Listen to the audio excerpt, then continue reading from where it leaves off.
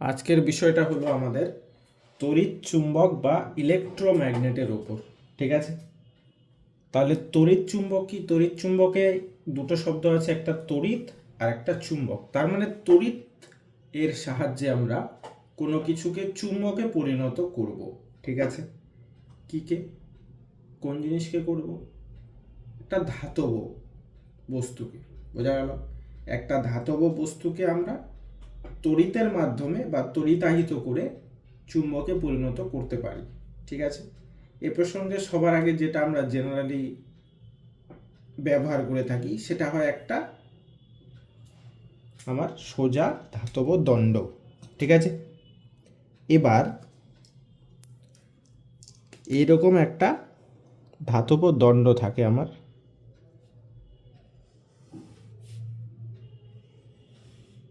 ঠিক আছে, সিলিন্ড্রিক্যাল। এবার কি হয়, এখানে আমি তড়িৎবাহী তার এভাবে পেঁচাই।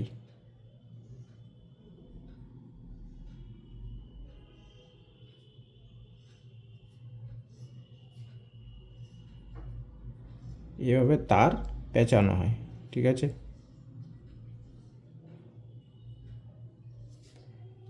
তো এটা একটা কি ধাতব দণ্ড, যেটাকে আমি তড়িৎবাহী তার দিয়ে বা পরিবাহী তার দিয়ে পেঁচিয়ে দিলাম। ঠিক আছে, এবার যদি এই পরিবাহী তারের মধ্য দিয়ে আমি তড়িৎ প্রবাহিত করি, কারেন্ট দিই, তখন কি হয়, আমরা দেখতে পাই যে এই ধাতব দণ্ডটা একটা চুম্বকের ন্যায় আচরণ করে। ঠিক আছে, এই ধাতব দণ্ডটাকে আমরা বলি কি? সলিনয়েড। সলিনয়েড, বোঝা গেল? এই ধাতব দণ্ডটাকে আমরা বলি সলিনয়েড। ঠিক আছে, এছাড়াও একটা বৃত্তাকার আমরা এভাবে কয়েলও নিতে পারি। এরকম যদি একটা ধাতব রিং বানানো হয়, সেটাতেও যদি আমরা তার পেঁচিয়ে দিই, তাহলে সেটাও কিন্তু তড়িৎ প্রবাহিত করলে সেটাও কিন্তু একটা চুম্বকের ন্যায় আচরণ করে। এটাকে আমরা টোরয়েড বলি, টরয়েড। ঠিক আছে, তো আজকে বেসিক্যালি আমরা সলিনয়েড নিয়ে আলোচনা করব।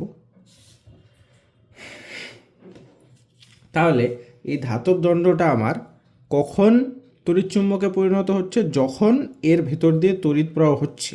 ঠিক আছে, আচ্ছা, সেই চুম্বক ক্ষেত্রটার যদি আমি মান বলি, সলিনয়েডের ক্ষেত্রে ওটা হলো mu naught N I by capital L. এবার বলে দিই কোনটা রাশি কি। মিউ নট হলো আমার শূন্য মাধ্যমের চৌম্বক ভেদ্যতা। কি এটা? শূন্য মাধ্যমের চৌম্বক ভেদ্যতা। ঠিক আছে, এর মানটা পরে জানা যাবে, থাক। এন হলো আমার পাক সংখ্যা, কতগুলো আমি প্যাচ দিয়েছি। ঠিক আছে, পাক সংখ্যা। আই হলো কি? আমরা জানি তড়িৎ প্রবাহ মাত্রা, আমি কত তড়িৎ পাঠাচ্ছি। আর এই এলটা হলো আমার এটা সলিনয়েডের দৈর্ঘ্য। বোঝা গেল? তাহলে যে চৌম্বক ক্ষেত্রটা তৈরি হবে এটা হলো তার রাশিমালা, mu naught N I by L. তাহলে এখান থেকে ভালোই দেখতে পাচ্ছি যে এই তড়িৎচুম্বকের সুবিধা কি। কারণ আমরা দেখতেই পাচ্ছি যে এই পাক সংখ্যা যদি আমি বাড়াই, তাহলে চৌম্বক ক্ষেত্র বেড়ে যাবে। মানে কি? চৌম্বকের কি হবে? ক্ষমতা বেড়ে যাবে। তড়িৎ প্রবাহ মাত্রা বাড়ালেও চৌম্বক ক্ষেত্রের মান বাড়বে। আর দৈর্ঘ্যের সাথে ব্যস্তানুপাতিক, মানে দৈর্ঘ্য ছোট করলে বেশি হবে আর দৈর্ঘ্য বড় করলে চৌম্বক ক্ষেত্র আমার কম হবে। তার মানে কি দেখতে পাচ্ছি, এই তড়িৎ চুম্বকে যে চৌম্বকত্বটা, এটা কিন্তু আমরা নিজেরা কন্ট্রোল করতে পারবো এই রাশিগুলোর মাধ্যমে। এটাই তড়িৎ চুম্বকের সুবিধা, তাই না? এই টরয়েডের ক্ষেত্রে আমি যদি বলে দিচ্ছি শুধু রাশিটা, এটা হয় মিউ নট এন আই, আমরা তো তিনটা রাশি জানি, বাই 2 পাই আর। এই স্মল আরটা হলো এই বৃত্তাকার কেন্দ্র থেকে এই এর ব্যাসার্ধের দূরত্ব। ঠিক আছে, এটা হয় টরয়েডের ক্ষেত্রে চুম্বক ক্ষেত্র। তাহলে কি বুঝলাম? যে তড়িৎ চুম্বকের কিন্তু ক্ষমতা আমরা কম বেশি করতে পারি। আবার আরেকটা সুবিধা হলো যে আমরা এই তড়িৎ চুম্বকত্বটা বা এই চুম্বকত্বটা কতক্ষণ থাকে? যতক্ষণ আমরা তড়িৎ প্রবাহ মাত্রা আই আমাদের আছে। কিন্তু যদি আমরা সুইচ অফ করে দিই, যদি আই 0 হয়ে যায়, তাহলে কিন্তু বি 0। তার মানে কি আমরা যদি তড়িৎ এই তারের পরিবাহী তারের মধ্য দিয়ে তড়িৎ প্রবাহ বন্ধ করে দিই তাহলে কিন্তু চৌম্বকত্ব চলে যায়। এই এই সুবিধাকে কাজে লাগিয়ে আমরা তড়িৎ চুম্বকের সাহায্যে কী করি, ভারী ভারী জিনিস গাড়ি উঠাই। কারণ আমরা যদি নর্মাল চুম্বক ব্যবহার করি সেটা দিয়ে কিন্তু একটা গাড়িকে তোলা সম্ভব, কিন্তু এক জায়গায় নিয়ে গিয়ে সেটাকে ফেলা সম্ভব নয়, কারণ চুম্বকটা আকর্ষণ করে রেখে দেবে সেই জিনিসটাকে, তাই না? কিন্তু তড়িৎ চুম্বকে কী হয়, যখন আমাকে গাড়িটা তুলতে হবে তখন আমি তড়িৎ চুম্বকের ক্ষমতা তৈরি করব, সে গাড়িটাকে আকর্ষণ করে নেবে, আবার যে জায়গায় নিয়ে যাব ওই জায়গায় নিয়ে গিয়ে আমি কি করব, তড়িৎ চুম্বকটাকে বন্ধ করে দেবো, তাহলে কি হবে, সে গাড়িটা নিচে পড়ে যাবে। বোঝা গেল? এটাই হলো সুবিধা তড়িৎ চুম্বকের। আচ্ছা, আমরা তো এটা বলে দিলাম যে এটা একটা চুম্বকের মতো আচরণ করছে, তা আমরা তো জানি চুম্বকের দুটো মেরু থাকে, উত্তর মেরু দক্ষিণ মেরু। আমরা কিভাবে বুঝবো, সেটা নির্ভর করে না তারের এই পাকগুলোর দিক অনুযায়ী। এটা যদি আমার একটা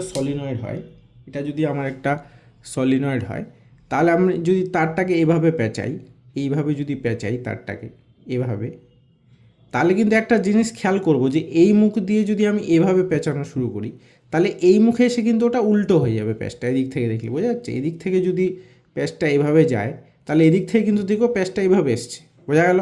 তার মানে কি, আমার একটা দিকে কয়েলটার পেঁচানোর দিকটা হবে এরকম, মানে ক্লকওয়াইজ, ঘড়ি কাঁটার দিকে, কারণ ঘড়ি কাঁটা এভাবে ঘোরে।